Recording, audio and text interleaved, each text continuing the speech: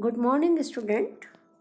आज हम भारतीय शासन अधिनियम 1935 और प्रांतीय स्वायत्तता विषय पर व्याख्यान और विस्तार से चर्चा करेंगे।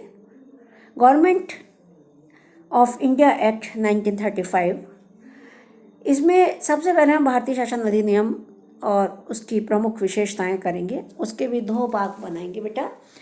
भारतीय शासन अधिनियम 1935 की जो प्रमुख विशेषताएं हैं, भाग 1 और भाग 2।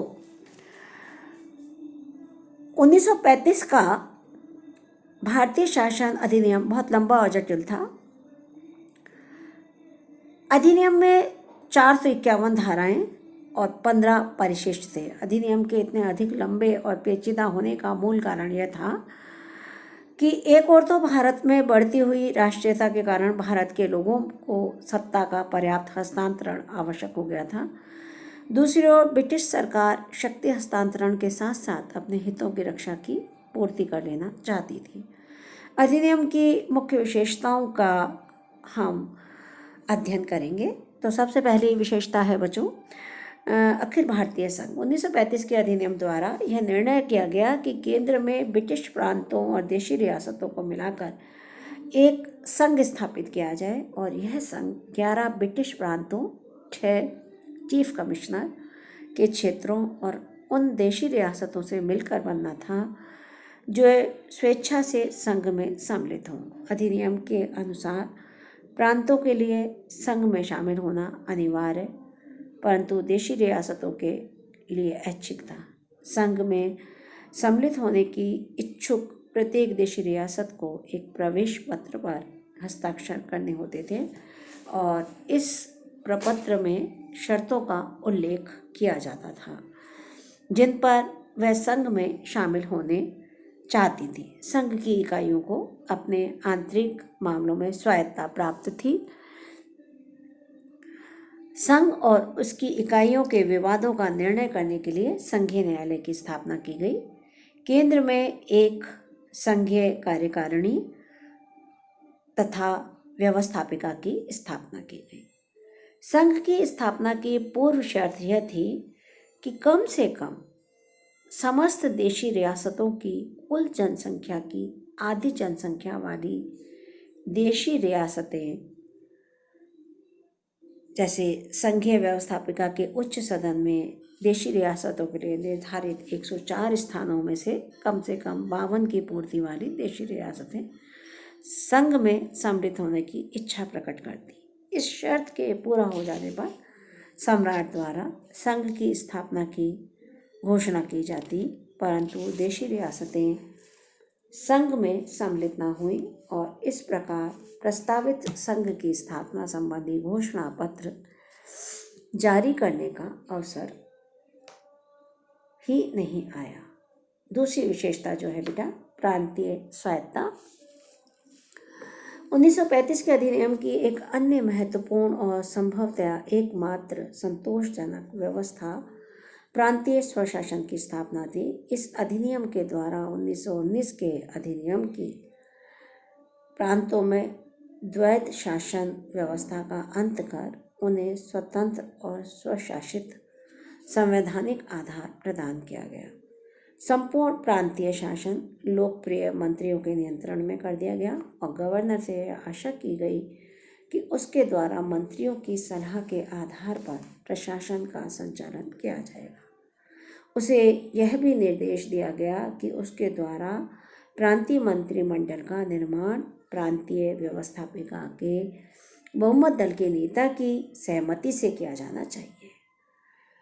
तो बच्चों, मंत्रियों को प्रांतीय व्यवस्थापिका के प्रति उत्तरदायी बनाया गया और यह निश्चय किया गया कि उनके द्वारा सामूहिक उत्तरदायित्व यानी मिलजुल करके सिद्धांत के आधार पर कार्य किया जाएगा। इस प्रकार 1935 का अधिनियम प्रांतीय स्वायत्तता की दिशा में एक निश्चित सुधार था, लेकिन गवर्नरों के हाथ में विशेष उत्तरदायित्व के रूप में कुछ महत्वपूर्ण शक्तियां बनी रहीं। तीसरी विशेषता, केंद्र में द्वैध शासन की स्थापना। 1935 के अधिनियम द्वारा प्रांतों में जिस द्वैत शासन का अंत किया गया, उसी द्वैत शासन की स्थापना केंद्र में कर दी गई। कुछ संघीय विषयों, धार्मिक मामले तथा को गवर्नर जनरल के हाथ में सुरक्षित रखा गया ताकि वह अपने विवेक के अनुसार उनकी समुचित व्यवस्था कर सके। इन विभागों के प्रबंध के लिए वह अधिक से अधिक 3 परामर्शदाताओं को नियुक्त कर सकते थे। अन्य संघीय विषयों की व्यवस्था के लिए गवर्नर जनरल को सहायता तथा परामर्श देने हेतु एक मंत्रिमंडल की व्यवस्था की गई थी, जिसमें मंत्रियों की संख्या 10 से अधिक नहीं हो सकती थी। संघीय मंत्रिमंडल को उक्त सुरक्षित विभागों के अतिरिक्त अन्य सभी संघीय विभागों की स्थापना करनी होती थी और इस मंत्रिमंडल को व्यवस्थापिका के प्रति उत्तरदायी रहते हुए सामूहिक उत्तरदायित्व के सिद्धांत के आधार पर कार्य करना था। अगला है बेटा संरक्षण और आरक्षण। ब्रिटिश शासन का विचार था कि भारतीयों द्वारा उत्तरदायी शासन का संचालन करने में गंभीर त्रुटियां की जा सकती हैं। इसके अतिरिक्त वे अनेक अल्पसंख्यक वर्गों के हितों की रक्षा के लिए भी पहले से ही समुचित व्यवस्था कर लेना चाहते थे। अतः अधिनियम द्वारा गवर्नर जनरल तथा गवर्नरों को विभिन्न परिस्थितियों में केंद्र एवं प्रांत के उत्तरदायी शासन में हस्तक्षेप करने के व्यापक अधिकार प्रदान किए गए। गवर्नर जनरल और गवर्नरों के ये व्यापक अधिकार ही अधिनियम के संरक्षण एवं आरक्षण थे। अगली जो विशेषता है बेटा वो विधानमंडलों और मताधिकार का विस्तार। अधिनियम के द्वारा संघीय व्यवस्थापिका के 2 सदनों की व्यवस्था की गई, जिनमें से एक संघीय विधानसभा और दूसरी राज्य परिषद थी। केंद्र में विधानसभा के सदस्यों की संख्या 375 और राज्य परिषद के सदस्यों की संख्या 260 निर्धारित की गई। प्रांतों में 11 में से 6 विधानमंडलों को 2 सदनों वाला बनाया गया। अधिनियम के द्वारा मताधिकार का विस्तार किया गया और प्रांतों के लिए 10% से कुछ अधिक जनता को मताधिकार प्रदान किया गया।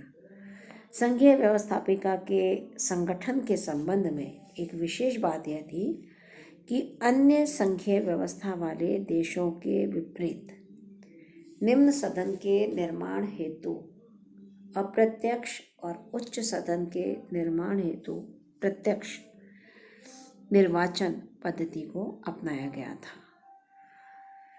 और छठी जो विशेषता है वे बेटा शक्ति विभाजन। इस अधिनियम द्वारा भारत में एक संघीय शासन की स्थापना की जानी है। अतः इस दृष्टि से केंद्रीय और प्रांतीय सरकारों के क्षेत्रों को स्पष्ट किया गया और इस संबंध में 3 विस्तृत सूचियों की व्यवस्था की गई: संघीय सूची, प्रांतीय सूची और समवर्ती सूची। संघीय सूची में अखिल भारतीय महत्व के 59 विषय सम्मिलित थे, जिनमें मुख्य थे जल, स्थल तथा वायुसेना, वैदेशिक विभाग, डाक, तार, मुद्रा तथा टंकण, संघीय लोक सेवाएं,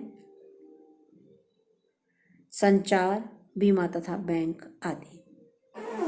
प्रांतीय सूची में प्रांतीय और स्थानीय महत्व के 54 विषय थे, जिनमें शांति, न्याय, न्यायालय, प्रांतीय लोक सेवाएं, स्थानीय स्वशासन, अस्पताल तथा जन सुविधाएं, जन स्वास्थ्य, नहरें, कृषि, जंगल, शिक्षा, सड़क आदि मुख्य विषय थे। वहीं समवर्ती सूची में 36 विषय थे, 36, जिसमें दीवानी तथा फौजदारी, विधि यानी कानून, विवाह, मैरिज, तलाक, डाइवोर्स, उत्तराधिकार, दत्तक ग्रहण मतलब किसी बच्चे को गोद लेना, ट्रस्ट, कारखाने तथा श्रम कल्याण आदि मुख्य थे। तो बेटा ये 6 विशेषताएं हम इस लेक्चर के अंदर 1935 के अधिनियम की समझने का प्रयास कर रहे हैं। संघीय सूची के विषयों पर संघीय व्यवस्थापिका और प्रांतीय सूची के विषयों पर प्रांतीय व्यवस्थापिकाओं को कानून बनाने की शक्ति प्राप्त थी।